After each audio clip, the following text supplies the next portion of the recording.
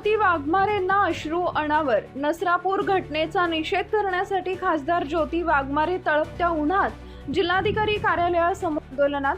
मी राजकारण करत नाही, एसीच्या ऑफिसमध्ये बसून मलाही बोलायला येतंय. खासदार प्रणिती शिंदेंबाबत बोलताना खासदार ज्योती वाघमारे यांनी अप्रत्यक्ष निशाणा साधला. नसरापूर घटनेचा निषेध करण्यासाठी सत्ताधारी भारतीय जनता पार्टीचे सर्व पदाधिकारी नेते मंगळवारी सोलापूर जिल्हाधिकारी कार्यालयासमोर धरणे आंदोलन केले.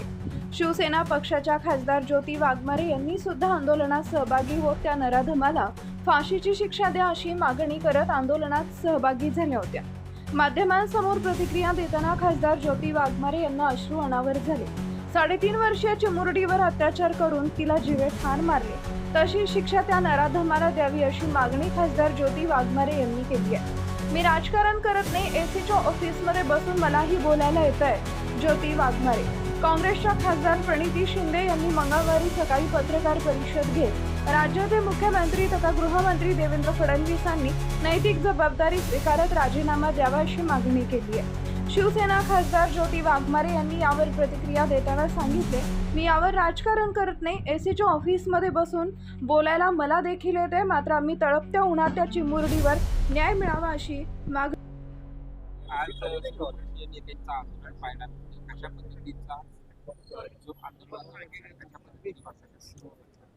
खरं तर आजचं हे आंदोलन सोलापूरच्या लेकीच्या आणि देशातल्या प्रत्येक मुलीनं सुरक्षित राहिलं पाहिजे यासाठीचं हे आंदोलन आहे. आम्ही सगळ्या जणी आज रस्त्यावरती रणरणत्या उन्हामध्ये एकत्र आलोय, कारण जो नराधम 3.5-4 वर्षाच्या चिमुरडीवरती अत्याचार करतो त्याला जगण्याचा अधिकार नाही, तो फासावरतीच लटकला पाहिजे ही मागणी समस्त सोलापूरकरांची, महाराष्ट्राची आहे. यामध्ये आम्ही पीडितेच्या कुटुंबियांच्या सोबत आहोत, आम्ही न्यायाच्या सोबत आहोत आणि नराधम जोपर्यंत फासावर लटकला जात नाही तोपर्यंत आम्ही शांत बसणार नाही, हे त्यांना आश्वस्त करण्यासाठी मी इथे आहे. जर मी एक लोकप्रतिनिधी आहे तर कुठेतरी एसी ऑफिसमध्ये बसून प्रतिक्रिया देणं हे माझं काम नाही आहे. सत्ताधारी पक्षाची खासदार म्हणून माझी जबाबदारी जास्त आहे आणि आमदार खासदार असण्यापेक्षा मी या सोलापूरची लेक आहे.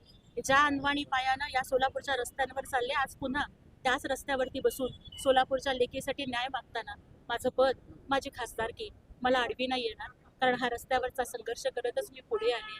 आणि त्यामुळे ज्या महिलांनी हंबरडा फोडला, ज्या महिलांनी आक्रोश केला की त्या नराधमाला ठेचून मारला पाहिजे, त्याला भर चौकात फाशी दिली पाहिजे, आम्ही त्याच्या भावनांशी सहमत आहोत.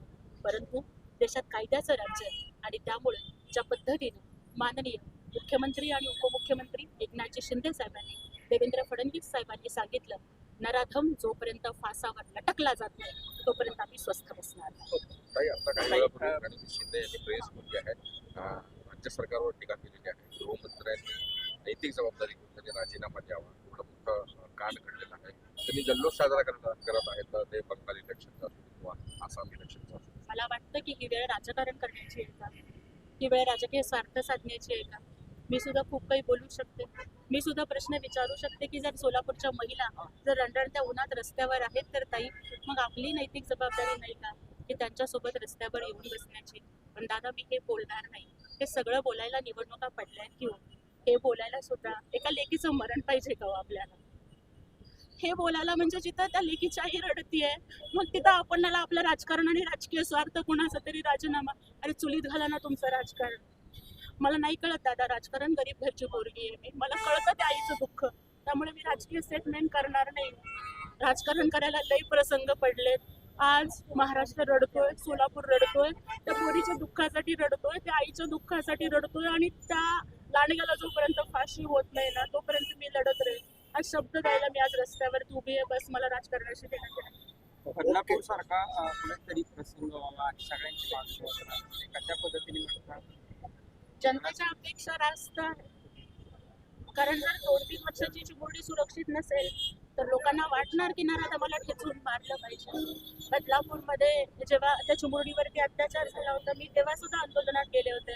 त्या अक्षय शिंदेला पोलिसांनी ठोकला होता, तेव्हा खूप लोक अक्षय शिंदे फॅन क्लबचे अध्यक्ष झाले होते आणि अक्षय शिंदेच्या मरणावरती सुद्धा त्या लोकांनी दुःख व्यक्त केलं होतं. पण आम्ही आग्रहानं सांगत होतो की जर 2 नराधम 2-3 वर्षाच्या चिमुरडीला सोडत नाही, जो नराधम पोलिसांवरती अत्याचार करतो, मग पोलिसांच्या बंदुका अशा आरोपींना ठोकायलाच असतात, तो बंदुकीतल्या टिकल्या दिवाळीतल्या टिकल्या उडवण्यासाठी नसतात, हे आम्ही सांगत होतो. आज सुद्धा माननीय एकनाथ शिंदे साहेबांनी पीडितेच्या वडिलांना शब्द दिलाय की तो नराधम जास्त काळ जिवंत राहणार नाही, तो लवकरच फासावर लटकेल. मुख्यमंत्र्यांनी शब्द दिलाय की खटला फास्ट ट्रॅक कोर्टात चालवला जाईल, फास्ट ट्रॅक कोर्टामध्ये हा खटला चालवला जाईल.